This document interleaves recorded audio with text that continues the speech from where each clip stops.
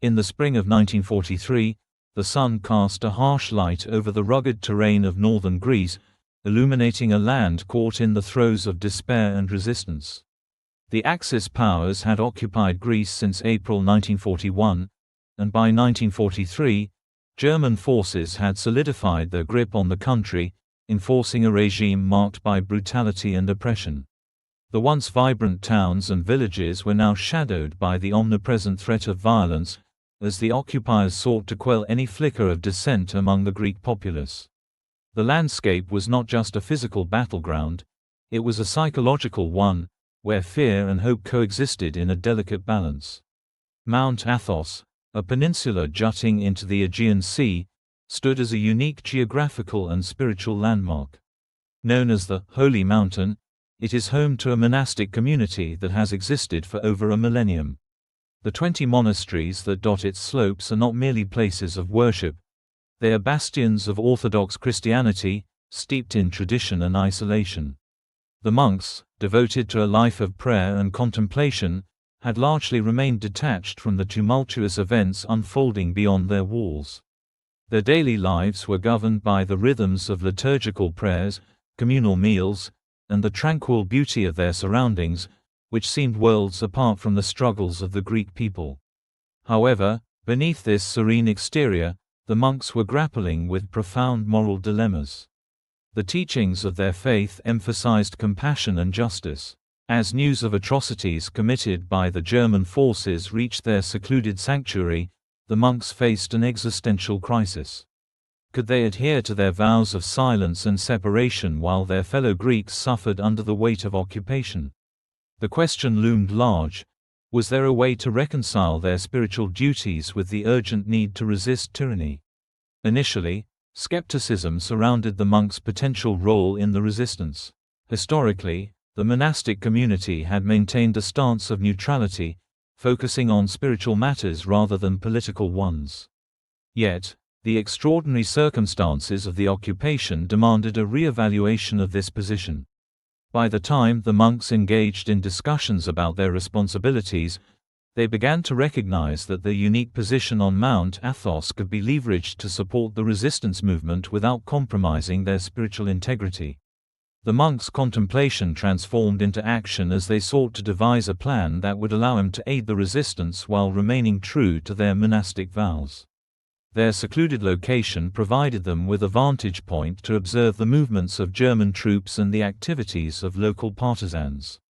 When the spring of 1943 unfolded, the monks began to forge connections with the burgeoning resistance movement, laying the groundwork for a clandestine operation that would challenge the occupiers and inspire their fellow Greeks. In the valleys and mountains surrounding Mount Athos, the spirit of resistance was awakening. Local partisans, driven by a desire for liberation, were organizing themselves into groups such as the National Liberation Front, EAM, and the Greek People's Liberation Army, ELAS. These groups were gaining momentum, conducting sabotage operations against German supply lines and engaging in guerrilla warfare. The monks, once seen as passive observers, were poised to become key players in this struggle for freedom, their actions resonating with the broader narrative of resistance that was sweeping across Greece. The German occupation of Greece was characterized by a systematic campaign of repression, economic exploitation, and cultural erasure. The occupiers implemented harsh measures to suppress dissent, including mass arrests, executions, and the destruction of entire villages suspected of harboring partisans.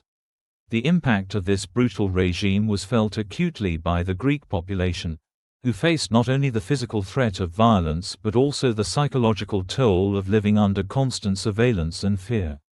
In the early years of the occupation, the response from the Greek populace was varied.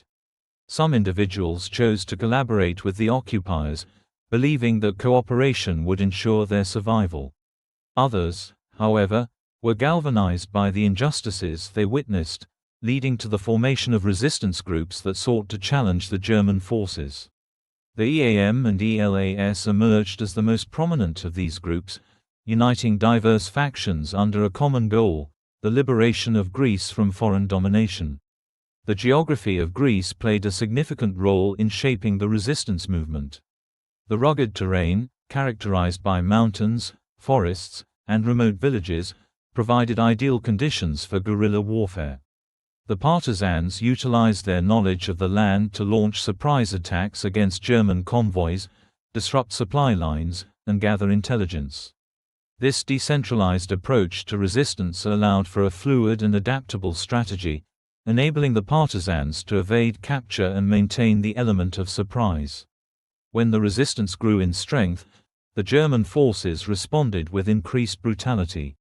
The occupiers conducted reprisals against villages suspected of supporting the partisans, often resulting in mass executions and the destruction of homes and livelihoods. This cycle of violence only served to deepen the resolve of the resistance fighters, who were determined to fight back against the oppressors. Amidst this backdrop of conflict, the monks of Mount Athos found themselves at a crossroads. Their secluded existence had shielded them from the immediate horrors of occupation, but the moral imperatives of their faith compelled them to act. The teachings of the Orthodox Church emphasized the importance of aiding the suffering, and the monks could no longer remain passive witnesses to the atrocities occurring beyond their monastery walls. The monks began to explore ways to support the resistance without compromising their monastic vows. They recognized that their unique position on Mount Athos afforded them certain advantages. The monasteries were relatively untouched by the occupation, allowing the monks to operate with a degree of freedom. Additionally, their intimate knowledge of the region's geography and the movements of German troops positioned them as valuable allies to the partisans. In the summer of 1943, the monks devised a covert communication system that would allow them to relay critical information to the resistance fighters. Utilizing the sounds of church bells and the cadence of liturgical chants, they created a coded language that could convey messages without arousing suspicion.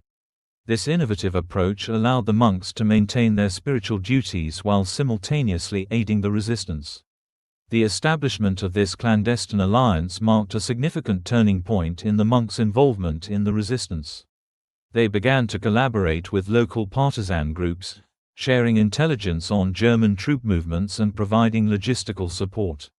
The monks' ability to blend their resistance activities seamlessly with their spiritual responsibilities became a hallmark of their operations, demonstrating that faith and resistance could coexist. As the summer months progressed, the monks' resolve to act grew stronger. They recognized that their actions could inspire others to join the fight against the occupiers, fostering a sense of unity and hope among the beleaguered Greek population. The monks' collaboration with the resistance movement was not without its challenges. The risks of discovery were ever present, and the consequences of being caught could be dire. Yet, the monks were undeterred, driven by a profound sense of duty and a belief in the righteousness of their cause. Their actions would not only shape the course of the resistance in northern Greece, but also leave a mark on the history of the nation. The summer of 1943 was a season of heightened tension and escalating conflict in northern Greece. The German forces, aware of the growing resistance, intensified their patrols and crackdowns in the Pindus Mountains, a region known for its rugged terrain and strategic importance.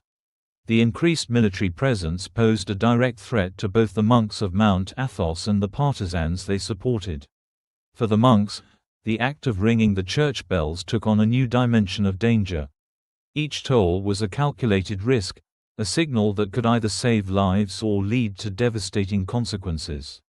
The Germans, ever vigilant, were quick to suspect any irregularities in the routine sounds of the monastery. The monks, aware of the peril, operated with a heightened sense of caution, knowing that a single misstep could unravel their entire operation. Meanwhile, the partisans, armed with the monks' intelligence, prepared for ambushes with a mix of anticipation and anxiety. The mountainous terrain provided both a refuge and a challenge, as the fighters navigated the narrow passes and dense forests to position themselves for surprise attacks. The success of these operations depended heavily on the accuracy and timing of the monks' signals, creating a delicate balance between faith and rebellion. The atmosphere was one of constant tension, as both the monks and the partisans lived under the shadow of potential discovery. The Germans, aware of the resistance's growing effectiveness, responded with increased brutality, conducting raids and reprisals against suspected collaborators. The local population, caught in the crossfire, faced the grim reality of occupation, where any association with the resistance could lead to severe punishment. Despite the risks, the monks and partisans persevered, driven by a shared commitment to the cause of liberation. Each successful ambush against a German convoy was a testament to their courage and ingenuity, a small victory in a larger struggle. Collaboration between the monks and the resistance fighters became a symbol of defiance, inspiring others to join the fight against the occupiers. As the summer drew to a close, the stakes continued to rise. The Germans, frustrated by their inability to quell the resistance, intensified their efforts to root out the source of the intelligence leaks. The monks, aware of the mounting danger, remained steadfast in their resolve, committed to their dual roles as spiritual leaders and clandestine operatives. Their actions, though fraught with risk, were a powerful reminder of the enduring spirit of resistance. The tension reached a boiling point on August 12, 1943, when a German patrol, suspicious of unusual activity around Mount Athos, launched a surprise raid on one of the monasteries. The monks, forewarned by their own signals, managed to conceal their resistance operations, but the incident sent shockwaves through the community. The Germans, frustrated by their inability to find concrete evidence, resorted to brutal interrogations, targeting local villagers suspected of aiding the monks. In the wake of the raid, the monks convened in a clandestine meeting, grappling with the implications of their actions. The air was thick with anxiety as they discussed the risks they faced and the moral weight of their choices. Some argued for a retreat from their resistance activities, fearing for their lives and the safety of their community. Others, however, insisted that their commitment to the cause was unwavering, citing the suffering of their fellow Greeks as a call to action. Father Nicodemus, a senior monk known for his wisdom and leadership, spoke passionately about the need for courage in the face of adversity. "We are called to be shepherds of our people," he declared, his voice steady despite the uncertainty that surrounded them.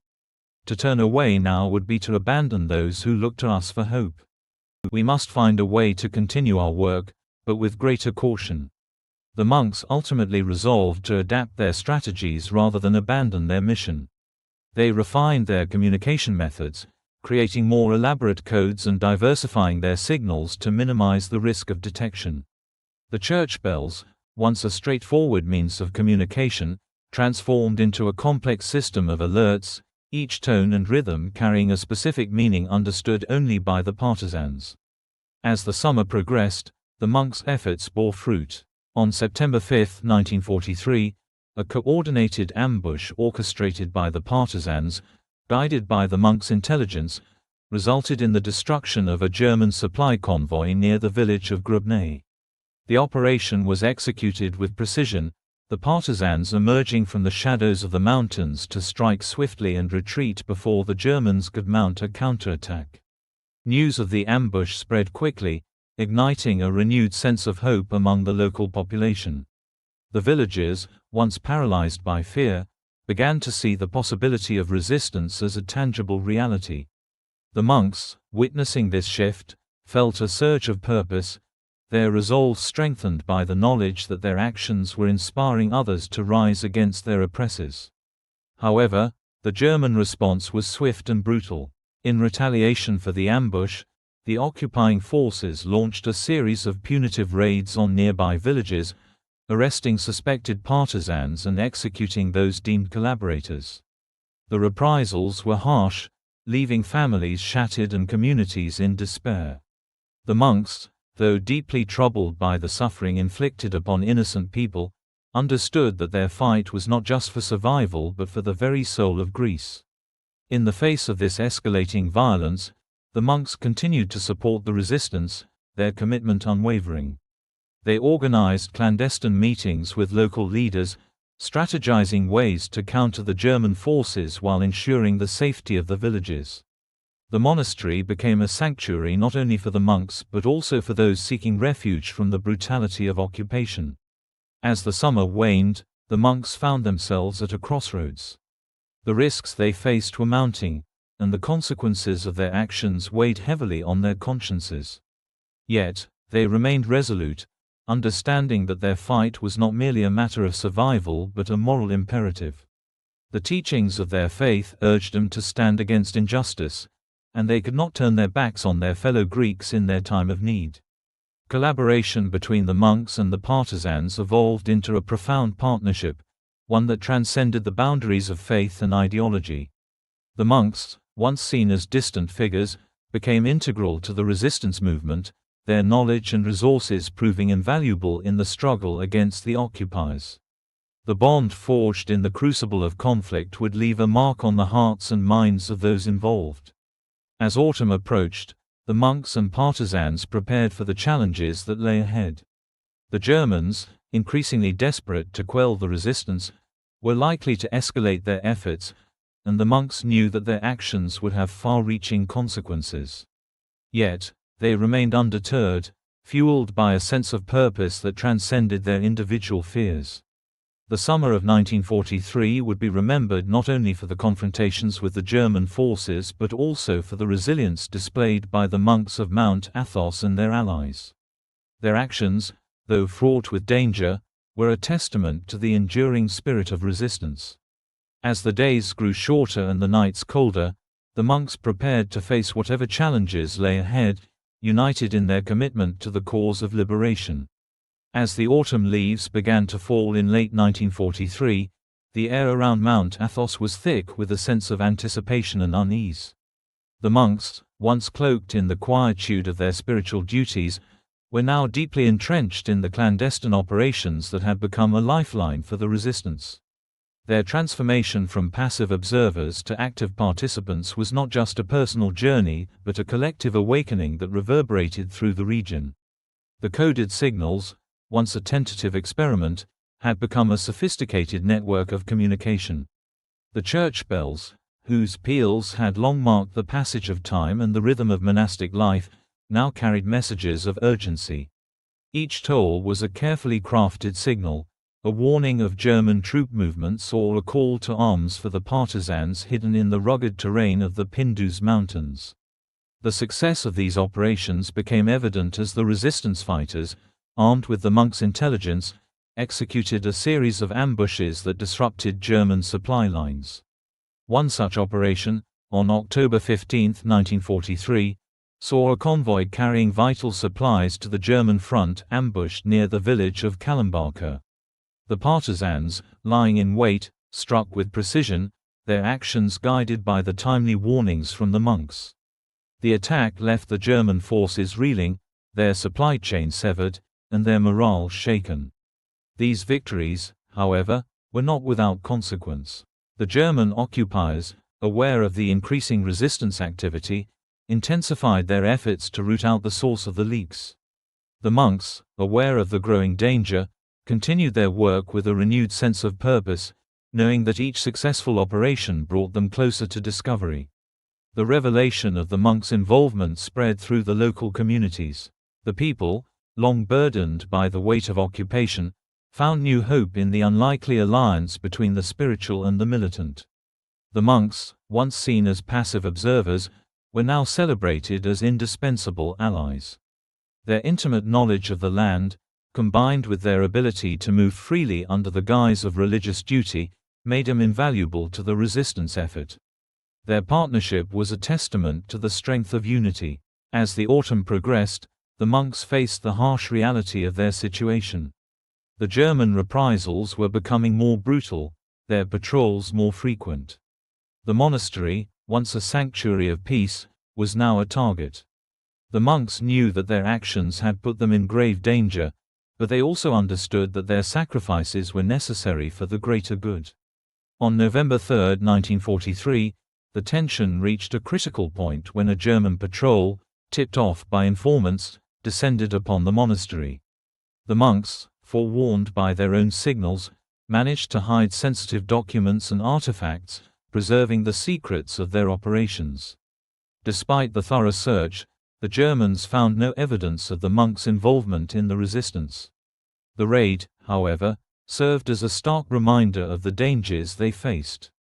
In the aftermath of the raid, the monks convened once more, their resolve tested but unbroken.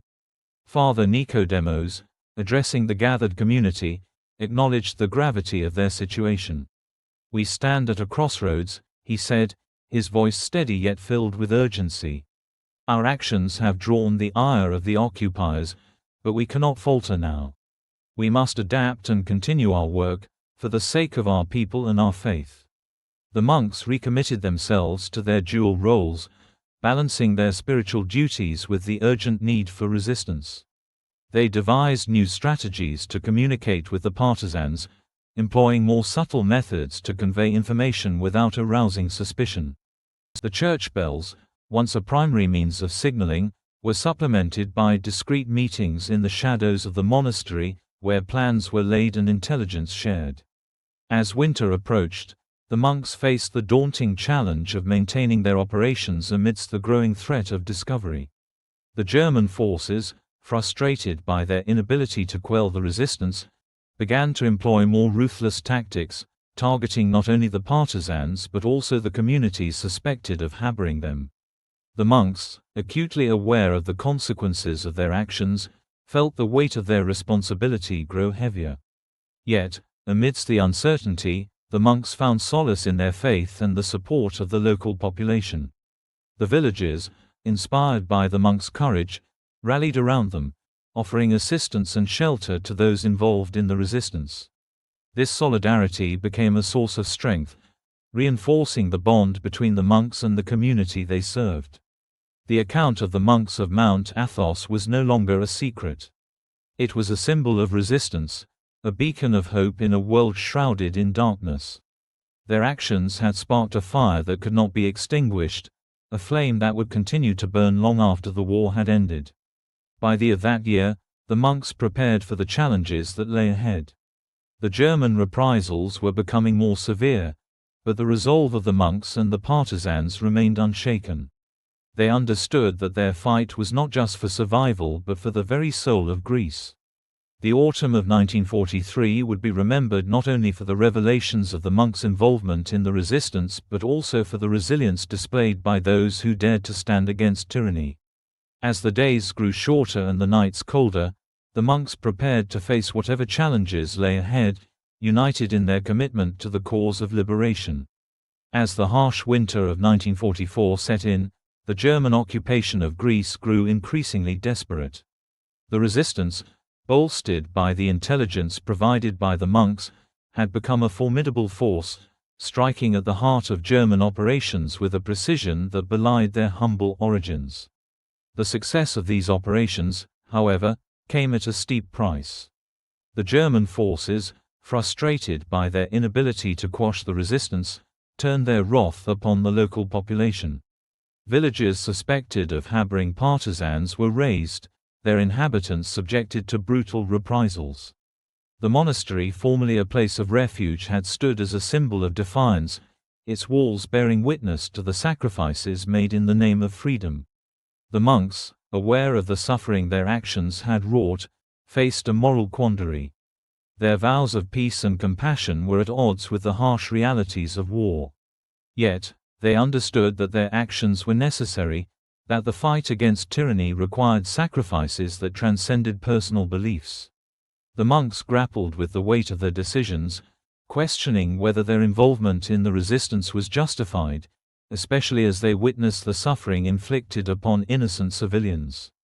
On February 10, 1944, the monastery was raided by German forces. The monks, prepared for such an eventuality, had hidden their most sensitive documents and artifacts, preserving the secrets of their operations. Despite the thorough search, the Germans found no evidence of the monks' involvement in the resistance. The raid, however, served as a stark reminder of the dangers they faced. The tension in the air was palpable, as the monks exchanged worried glances, knowing that their sanctuary could be compromised at any moment. The local population, witnessing the monks' resolve, rallied around them. The monks' actions had inspired a renewed sense of unity, a collective determination to resist the occupiers at all costs. The people, no longer divided by fear and suspicion, stood together, their spirits unbroken. This solidarity was crucial. It transformed the monks from isolated figures into central pillars of the resistance movement. The villagers began to see the monks not just as spiritual leaders but as comrades in Greece's fight for freedom. The cost of resistance was high. The Germans, in their desperation, intensified their efforts to crush the uprising. The reprisals grew more brutal, the crackdowns more severe. Yet, the monks and the partisans remained undeterred, their resolve unshaken. Each act of defiance, each ambush against a German convoy, was a testament to their courage and commitment to the cause. The monks, who had formerly been hesitant to engage in political matters, found themselves at the forefront of a struggle that demanded their full participation. As spring approached, the tide of war began to turn. The Allies, advancing from the south, brought with them the promise of liberation. The monks, aware of the shifting tides, continued their work, knowing that their actions had played a crucial role in the fight against oppression. Collaboration between the monks and the resistance fighters became a symbol of hope, demonstrating that even in the darkest of times, unity and courage could prevail. However, the monks were acutely aware of the precariousness of their situation. The German forces were not only hunting for partisans but were also keenly aware of the monks' role in the resistance. The tension escalated as the monks received reports of increased patrols and raids in the surrounding areas. The monastery, once a sanctuary of peace, had become a target. The monks knew that their actions had put them in grave danger, but they also understood that their sacrifices were necessary for the greater good. The account of the monks of Mount Athos was no longer a secret. It was a symbol of resistance, a beacon of hope in a world shrouded in darkness. Their actions had sparked a fire that could not be extinguished, a flame that would continue to burn long after the war had ended. The monks, once seen as passive observers, were now recognized as integral players in the struggle for liberation. As the summer of 1944 approached, the monks faced the harsh reality of their situation. The German reprisals were becoming more brutal, their patrols more frequent. The monastery, once a quiet sanctuary, had become a hub of resistance activity. Plans were made within its walls, courage was fostered, and hope was kindled.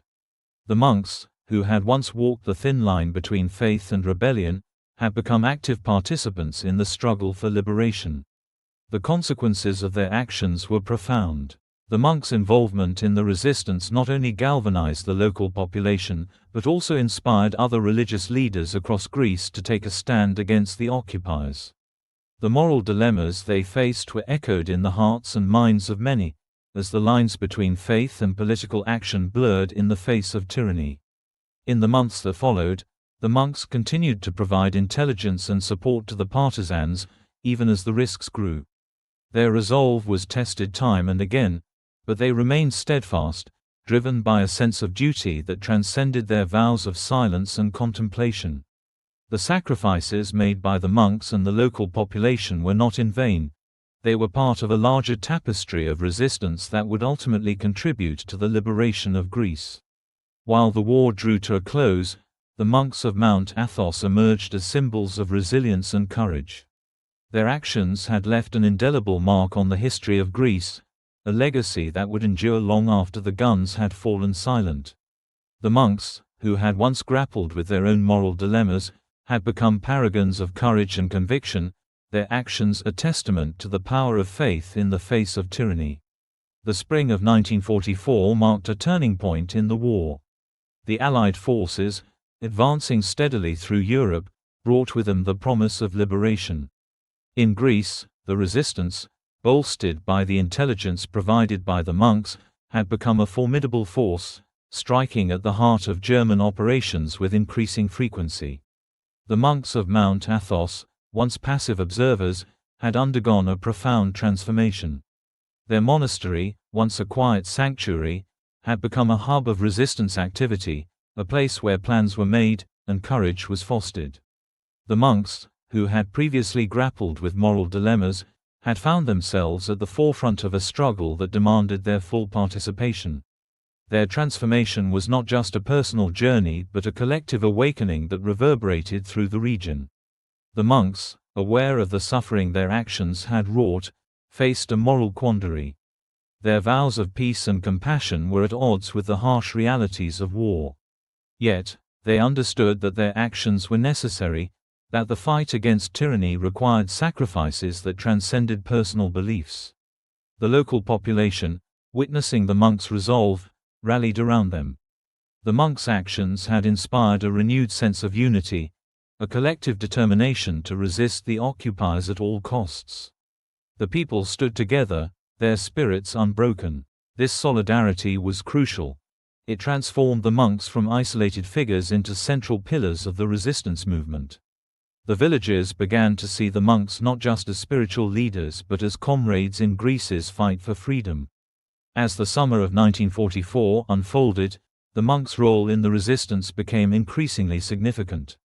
They organized secret meetings, facilitated communication between various resistance factions, and provided sanctuary for partisans fleeing German reprisals. The monastery, once a place of quiet contemplation, had become a bustling center of strategic planning and action. The monks, who had formerly lived a life of solitude, had found themselves deeply intertwined with the fate of their country. However, the consequences of their actions were not without peril. The German forces, aware of the growing resistance activity, intensified their efforts to root out the source of the intelligence leaks. The monks, aware of the mounting danger, remained steadfast in their resolve, committed to their dual roles as spiritual leaders and clandestine operatives. Their actions, though fraught with risk, were a powerful reminder of the enduring spirit of resistance. As the conflict neared the monks faced the harsh reality of their situation. The German reprisals were becoming more brutal, their patrols more frequent. The monastery, once a quiet sanctuary, had become a target. The monks knew that their actions had put them in grave danger, but they also understood that their sacrifices were necessary for the greater good. The account of the monks of Mount Athos was no longer a secret. It was a symbol of resistance, a beacon of hope in a world shrouded in darkness. The aftermath of the war brought both relief and challenges. The liberation of Greece was celebrated, but the scars of conflict ran deep. The monks, who had once grappled with their own moral dilemmas, emerged as symbols of resilience and courage. Their actions had left an indelible mark on the history of Greece, a legacy that would endure long after the guns had fallen silent. In the years that followed, the account of the monks of Mount Athos continued to inspire. Their actions were a reminder that even in the darkest of times, the human spirit could prevail, that courage and unity could overcome even the most formidable of foes. Their legacy was one of hope and resilience, a beacon of light in a world still healing from the wounds of war. Today, the monastery stands as a testament to the enduring spirit of human ingenuity and solidarity. The bells, formerly a tool of resistance, now toll in peace, their sound a reminder of the sacrifices made in the name of freedom. The monks, who had once walked the thin line between faith and rebellion, left behind a legacy that continues to inspire, a story of courage and conviction that will endure for generations to come. The monks of Mount Athos had transformed from passive observers into active participants in the struggle for liberation. Their journey was one of profound moral complexity, a testament to the power of faith and the human spirit in the face of adversity. As Greece moved forward into a new era, the enduring legacy of the monks served as a reminder of the importance of standing up against oppression, of the strength found in unity, and of the enduring impact of courage in Greece's fight for freedom. In the aftermath of World War II, Greece emerged from the shadows of occupation into a new era, one marked by both the promise of liberation and the daunting challenges of rebuilding a nation torn apart by conflict. The war had left deep scars on the landscape and the psyche of the Greek people, but amid the rubble, the account of the monks of Mount Athos stood as a beacon of hope and resilience. Their actions during the occupation had not only contributed to the resistance but had also forged a legacy that would resonate through the decades to come. As Greece transitioned from a war-torn country to a nation striving for recovery, the narrative of the monks' clandestine operations began to unfold in public consciousness. The monks, once seen as passive observers of the world around them, were now celebrated as heroes who had taken a stand against tyranny.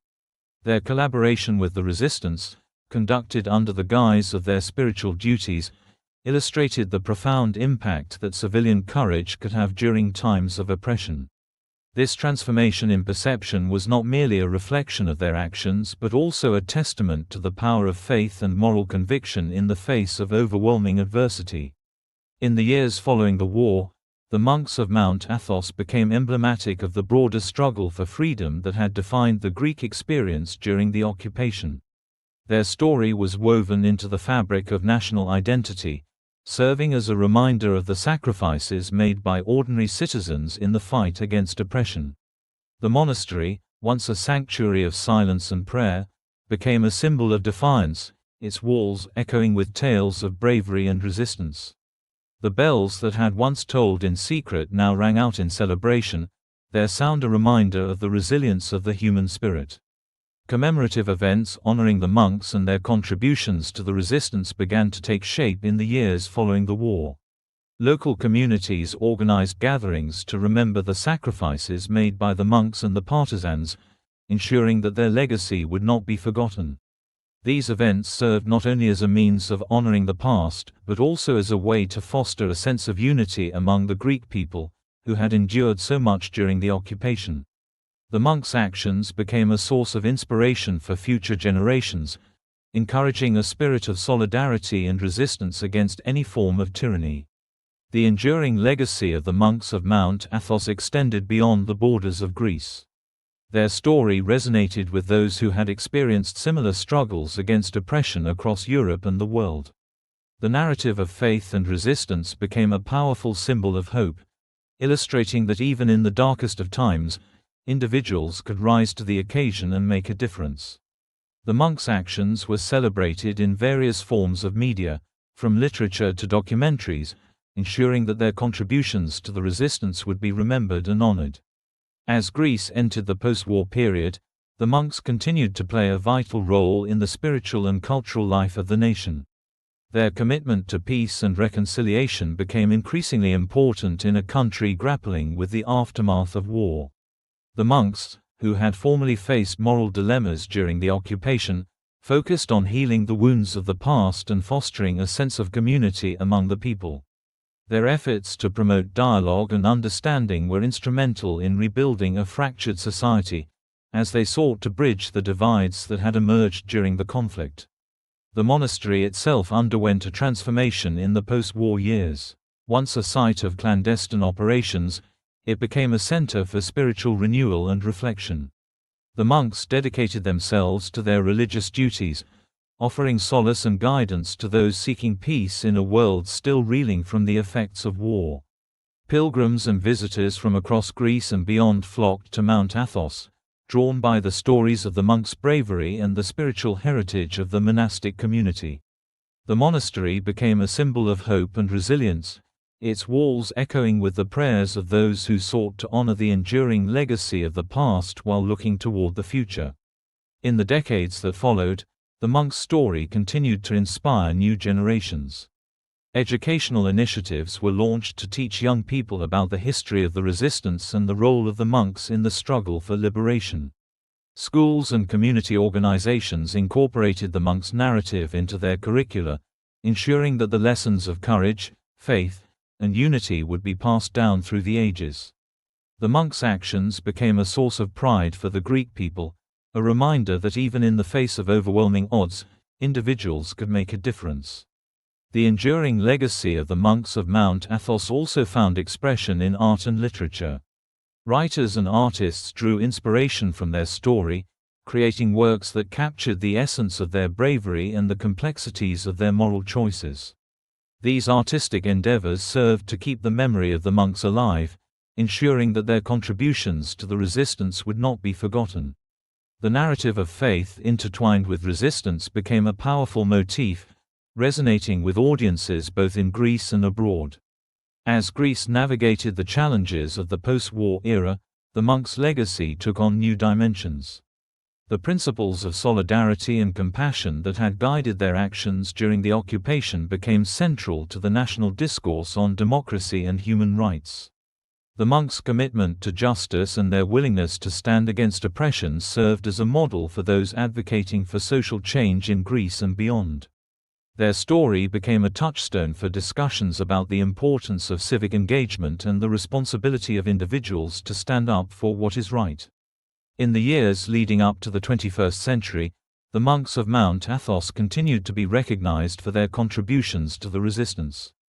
Commemorative plaques and monuments were erected in their honor, serving as physical reminders of their bravery and the sacrifices made during the occupation. These memorials became sites of pilgrimage for those wishing to pay their respects and reflect on the lessons of the past. The monks' legacy was enshrined in the collective memory of the nation, a testament to the enduring power of faith and resilience in the face of adversity. As Greece entered the modern era, the account of the monks of Mount Athos remained relevant. The principles of courage, unity, and moral conviction that had guided their actions during the war continued to resonate in a world still grappling with issues of oppression and injustice. The monks' legacy served as a reminder that Norway's fight for freedom and dignity is an ongoing struggle, one that requires the commitment of individuals to stand against tyranny in all its forms. In conclusion, the enduring legacy of the monks of Mount Athos is a powerful testament to the spirit of resistance and the transformative power of faith. Their actions during the German occupation of Greece not only contributed to the fight for liberation but also forged a narrative that would inspire generations to come. As the bells of the monastery toll in peace, they serve as a reminder of the sacrifices made in the name of freedom and the importance of standing together against oppression.